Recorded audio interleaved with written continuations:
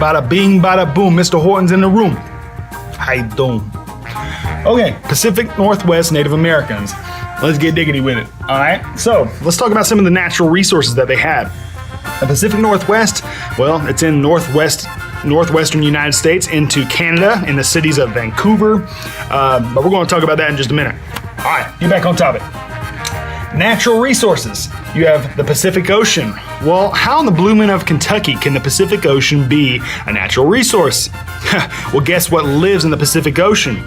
Whales, seals, walruses, and all kinds of fish that you could use to meet your needs for food.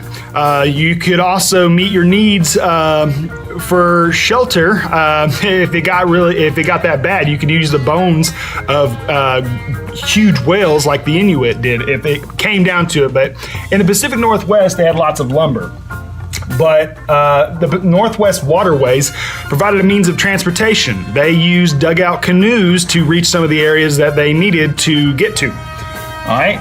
Whales, natural resource. Why? Well, long before the invention of petroleum and gasoline and things that you'd use to burn things, well, what they used back then, even during the 13 colonies, whale blubber, because it was efficient. You could burn it, and well, if you captured a whale with a harpoon that was large enough, it could provide meat for a long period of time and blubber that could be used. And look, the Native Americans, they were the first environmentalists. You can talk about being green all you want to. Well, the Native Americans, they wasted nothing, and they always gave back to the earth.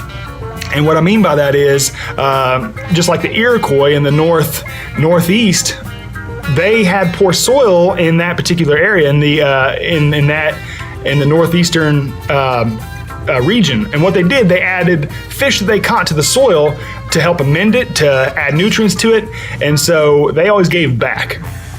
Next, red cedar trees. Why is that so important? Well, if you know anything about cedar, it's waterproof, and insects absolutely hate it. And so if you build a house out of red cedar trees, if you try to make planks out of it, a plank is like a board, and you build your house, well, guess what? You're going to keep insects out, and you're also going to keep the precipitation out. It rained all the time, so they had a lot of fresh water that they could collect as well. They had forests, lush forests. Now, in the forests, like I said, many trees, but also many opportunities. And you're thinking to yourself, opportunities for what? Opportunities for hunting. Okay, and so you'd have deer in that. You'd have deer, elk. You'd have land animals that you could potentially spear. You can hunt together, but you use these animals to meet your needs for food and for your vitamins and minerals that you need. Okay, mountains. Heading further east from the Pacific Northwest, you head into an area it's a region of the United States called the Plateau. Now, you run into some tribes known as the Nez Perce, but other than potential conflict, you have mountains, so you have more opportunities for food, whether it's mountain goat, mountain sheep, whatever. But you can have more opportunities to capture food in that area. So you had the mountains to your advantage, and also because the mountains were there.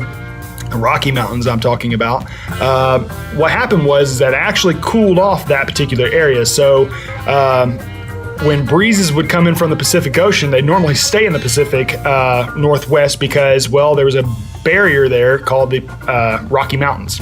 All right, next, you had rivers. They loved salmon and still do today. Salmon is a migrating. As I'm here in the Pacific Northwest, I seem to think about the groups of quadruple men that would team up, tag team champions of the world. They would hop onto their man-made dugout canoes, and what they would do, they would team up together to find their massive prize, which would be a whale of just exponential proportions. We're talking tons and tons of whale. How in the world can a human something that is the size of a school bus? Well, how do you do it? You take all kinds of spears with you, seal skin. You would make these floating devices that would track where exactly the fish, where the bait was. And then it would take you miles and hours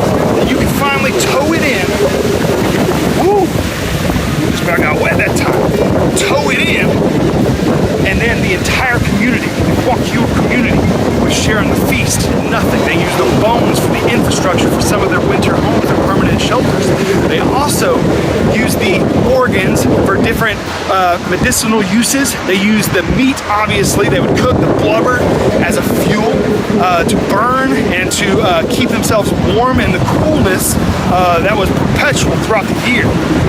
It's kind of difficult because it's kind of the same season all year round, with over 175 centimeters of precipitation every